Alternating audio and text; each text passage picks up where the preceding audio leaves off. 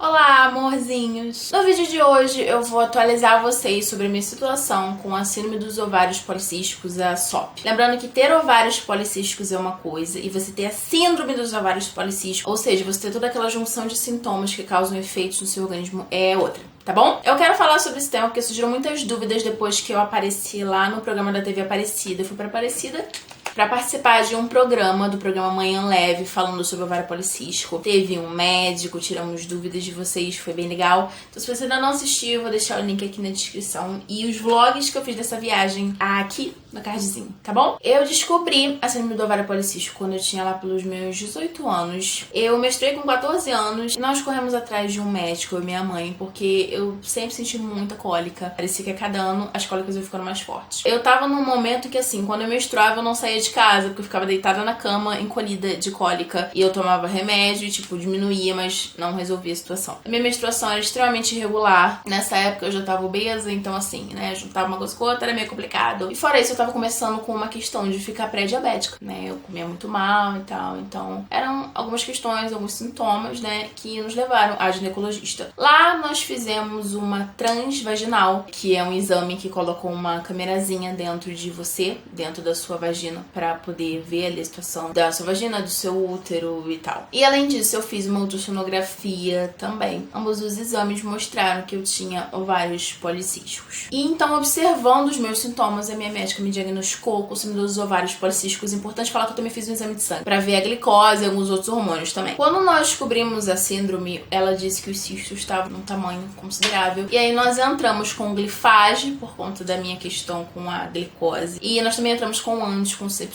pra colocar a minha menstruação em ordem e diminuir os cistos do ovário. Eu tomei anticoncepcional por um tempo. Agora eu não tô lembrando, mas foram uns anos. Eu tenho a impressão de que uns 3 anos tomando anticoncepcional. Nessa época que eu tomava anticoncepcional e o glifage, eu sempre ia na médica, fazia ultra, fazia trans e tava acompanhando. E os cistos estavam diminuindo consideravelmente. Até que chegou uma época que começaram a ser divulgadas umas histórias de umas meninas que tinham morrido por conta de anticoncepcional, tido trombose, tido vários problemas de saúde, enfim. E aí eu comecei a prestar atenção em alguns sintomas que eu estava tendo, mas não estava relacionando ao anticoncepcional, como dor na perna, fisgadas na perna, dor de cabeça e, enfim, uma dor aqui atrás também. E aí eu comecei a ficar com receio e eu decidi parar de tomar o anticoncepcional por conta própria. Depois disso, depois de um tempinho, eu fui na médica e aí eu falei da minha decisão e nós fizemos novos exames. E quando eu fiz esses novos exames, tinha pouco tempo que eu tinha parado de tomar anticoncepcional, então tava tudo ok, sabe? Os cistos estavam bem menores e tal, tava tudo normalizado. Continuei fazendo acompanhamento, eu faço até hoje, tá? É uma coisa pra vida.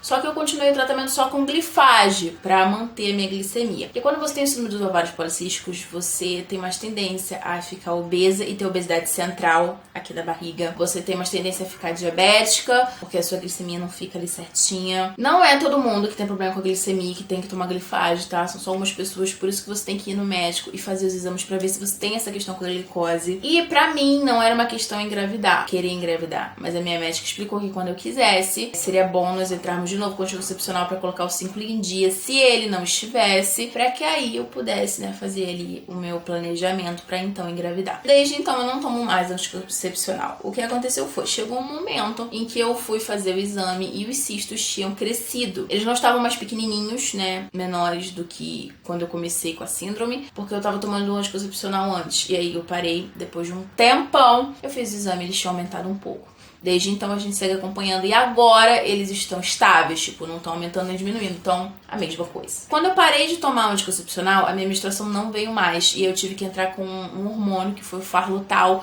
que eu fazia há alguns dias, aí a menstruação deveria vir, às vezes não vinha e eu voltava a fazer. Eu não comecei a tomar de cara, quando a médica me passou eu fiquei com medo, não tomei, e aí quando eu voltei lá ela me explicou melhor e aí eu realmente comecei a tomar. Demorou aí uns 3 ciclos pra minha menstruação efetivamente descer, mas depois veio. E aí eu parei de tomar ele. E depois de tempo eu emagreci, comecei a cuidar da minha saúde. E aí finalmente a minha menstruação veio realmente reguladinha. Vinha todo mês, em mais ou menos um período ali certo. Hoje em dia eu acompanho pelo aplicativo chamado Clue. E ela realmente vem dentro do período que ele diz que ela tem que vir. As minhas cólicas hoje não são aquelas cólicas de eu ficar deitada na cama e não fazer nada. Elas são cólicas totalmente suportáveis. Se eu tomo um Buscopan Fem antes da menstruação descer e logo que ela desce eu consigo segurar durar o resto do período, às vezes, sem tomar remédio nenhum. Foi realmente uma estratégia ali que eu achei que tá dando bastante certo pra mim. Um preço de água quente, um chazinho também ajudam bastante. Então, hoje em dia, a única coisa que eu tomo é o Glifage, por conta da glicemia mesmo. Todos os médicos que eu já conversei sobre o Glifage me falaram que eu vou ter que tomar o Glifage pro resto da minha vida, se eu quiser, tipo, viver com segurança de não ter diabetes. Eu não digo que eu vou fazer isso, porque eu também já ouvi que eu teria que o resto da minha vida tomar remédio pra minha gastrite, refluxo, e eu consegui reverter isso com a alimentação. Mas, por enquanto, eu estou tomando remédio. Eu vou primeiro chegar no peso que eu quero chegar, ficar com a minha saúde 100%, fazer os exames, conversa um pouquinho e ver como é que vai ficar.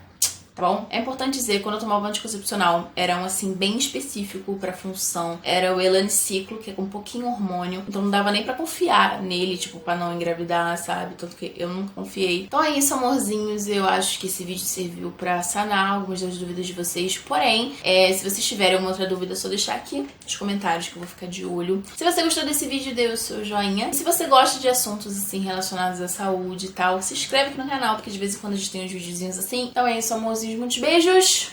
Até o próximo vídeo. Tchau, tchau.